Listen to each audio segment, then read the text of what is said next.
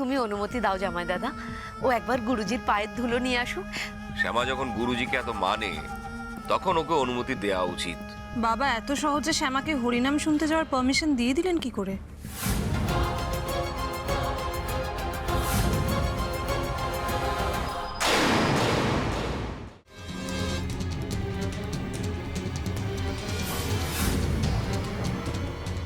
জানিস, আজকে আমার জীবনের প্রথম প্লেব্যাক।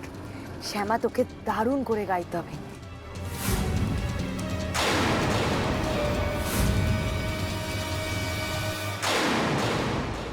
সব রেডি হয়ে গেছে? হ্যাঁ, যাই আমি। হ্যাঁ হ্যাঁ।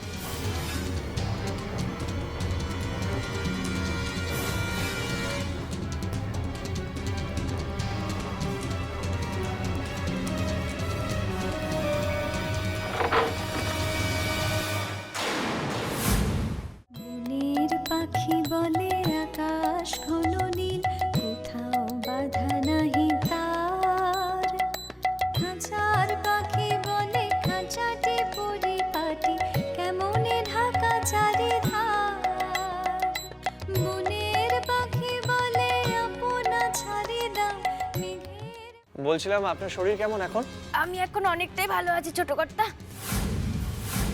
আপনার গলার এই অবস্থা কি করে হলো? সকালে তো ঠিক ছিল। তোমরা সবাই গুরুদেবের সঙ্গে দেখা করতে গেলে, অথচ তার মধ্যে শ্যামার গলা ভেঙে গেল। আমার তো মনে হচ্ছে শ্যামাও ওখানে কৃষ্ণ নাম করতে বসে গিয়েছিল। আমরা সবাই একসঙ্গে যাবো। তুই শ্যামাকে নিয়ে উঠে পড়। এনে তুই সাইডে বস, সাইডে বস। শ্যামা ওঠো, চলে আসুন শ্যামা।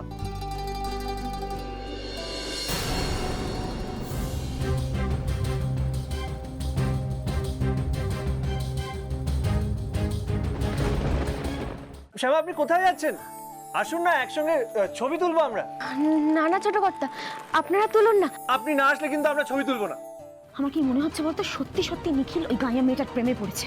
না না, ও নিখিলকে বশ করার জন্য এসব করছে। এই সব কিছু শ্যামার চালাকি, আর কিচ্ছু না। ওর চালাকির জন্য আমি কোনোভাবেই নিখিলকে হারাতে পারবো না। রুম নাম্বার 326 এর মাস্টার কিটা আমার লাগবে। একটা এমন গান গাইতে হবে যেটা এখানকার সাধারণ মানুষের পছন্দ হয়। তুই গানটাকে তুলে নে, তারপর তো রাধা দিদিকে গানটা তুলিয়ে দিস, ও যাতে লিপটা করতে পারে। নিন ম্যাডামজি, চাবিটা রাখুন।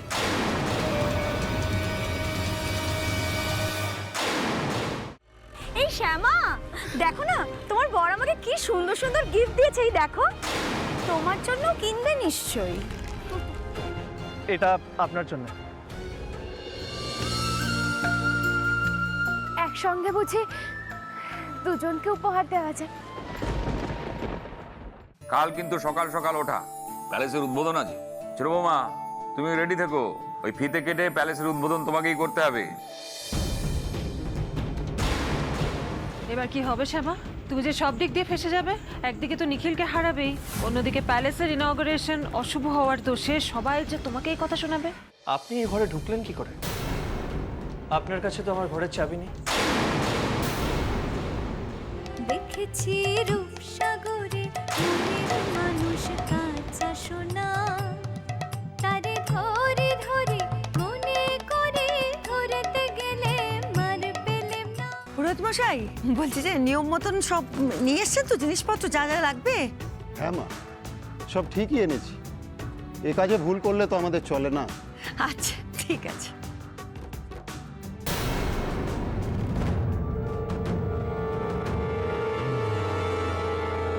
আপনি এসে গেছেন?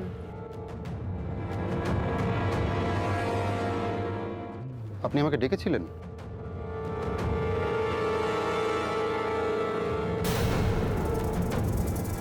এবার পুজো শুরু করি তাহলে। হ্যাঁ হ্যাঁ হ্যাঁ, নিশ্চয়ই।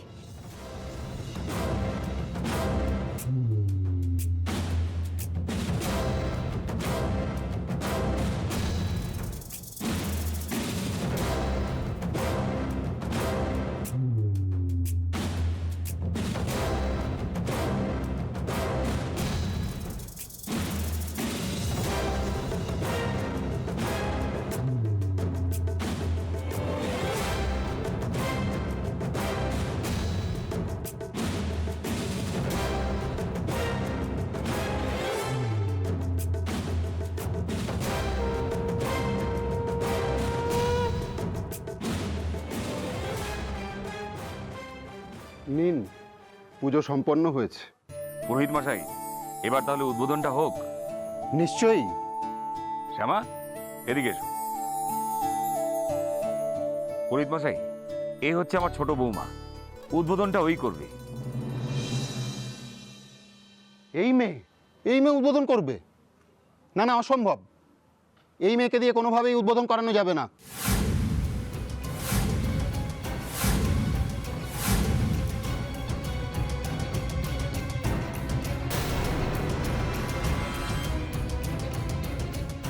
কি বলছেন কি আপনি?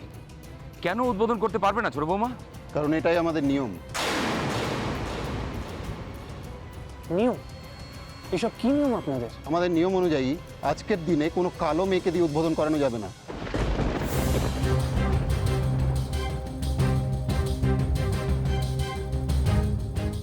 আমি তিথি নক্ষত্র সব বিচার করে দেখেছি, আজকে যদি এই মেয়ে উদ্বোধন করে তাহলে সেটা অশুভ হবে।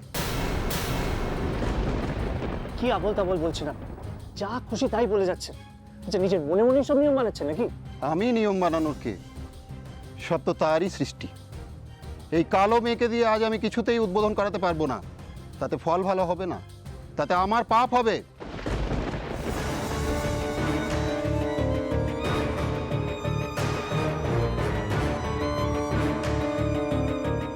যাক, বাড়তি কথা না বলে পুরোহিত মশাই ঠিক যতটুকু করতে বলেছিলাম ততটুকুই করছেন ইনস্ট্রাকশনস মেনে। এমন লোকই তো দরকার। এবার দেখি শ্যামা কি করে ওপেনিংটা করে। জল জল বিনামূল্যে জল জল, তাড়াতাড়ি তাড়াতাড়ি। হ্যাঁ, আচ্ছা,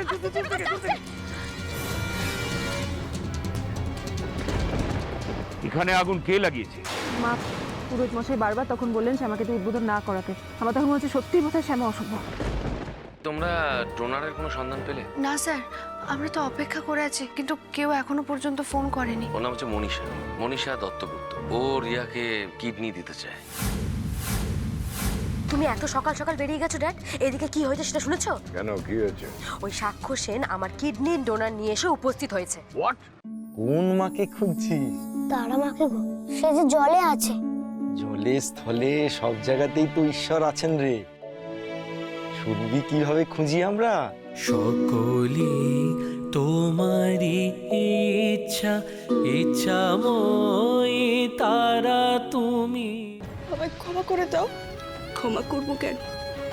তুমি হলে আমার বরের ভালোবাসা, আর তুমি তার স্ত্রী। চোরাকে শোনো, যদি অধিকার না দেয় তাহলে অধিকার ছিনিয়ে নেবে, অধিকার কেড়ে নেবে। বাসর জাগবে তো? আরে জাগবো না মানে এশার বিয়ে বলে কথা, তার উপর আবার এরকম রোমাঞ্চকর বিয়ে। হ্যাঁ, এরকম বিয়ের বাসর মিস করলে চলে? কি বলো রশ্মি? হ্যাঁ, বাসর তো জায়গা হবেই। হ্যাঁ, গান বাজনা হবে। দীপ এবং এশার পেছনে লাগা হবে। এই দেখেছো দীপ, দাদাভাই তোমায় কেমন হেলাফেলা করছে? জামাই বলে তো তোমাকে পাত্তাই দিচ্ছে না। আসলে জানকী বাবু, ওই মেলার মাঠে গিয়েছে। আপনি ঠিকই জানেন মুকুন্দবাবু। ওই মেলার মাঠে সাহেবের চোখে কেউ ধুলো ছুঁড়ে মেরেছে। শুনেছি। আসলে সাহেব বলছিলেন ওই বাচ্চাটাকে ধরতে পারলে নাকি খুব কঠিন শাস্তি দেবেন। আমি কি বলে দেবো বাবাকে সত্যি কথাটা? আপনার গলার হার আমার হাতে মানায়? আরে তোরা হাঁ করে দাঁড়িয়ে রইলি কেন? চলে এসো রাজকুমারী। আমি যাব না, বন্ধু, আমি কিন্তু তোমার জন্য অপেক্ষা করব।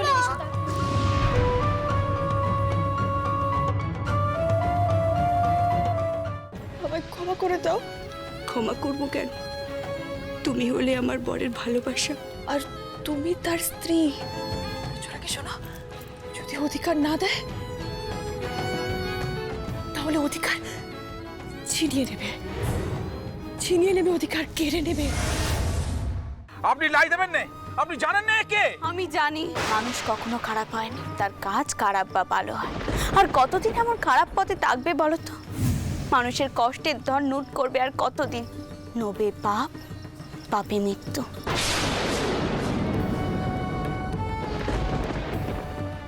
মেঘ আর ভানু তো জিতবে না, জিতলে জিতবে Nadira. Mohini, you are a traitor Mohini. Yes, আমি সবাইকে বলে দেব। এইভাবে মোহিনী সরকার তুই হেরে যেতে পারিস না। নিকিতা মুখ খোলার আগে ওকে শেষ করে ফেলতে হবে।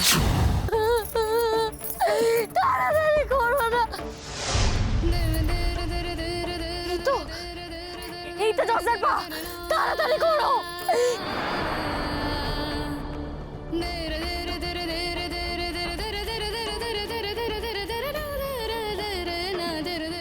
আসলে জানো কি বাবু, ওই মেলার মাঠে সুভাষ গিয়েছিল। আপনি ঠিকই জানেন মুকুন্দবাবু। ওই মেলার মাঠে সাহেবের চোখে কেউ ধুলো ছুঁড়ে মেরেছে। শুনেছি। আসলে সাহেব বলছিলেন ওই বাচ্চাটাকে ধরতে পারলে নাকি খুব কঠিন শাস্তি দেবেন। আমি কি বলে দেবো বাবাকে সত্যি কথাটা? আপনার গলার হার আমার হাতে মানায়? আরে তোরা হাঁ করে দাঁড়িয়ে রইলি কেন?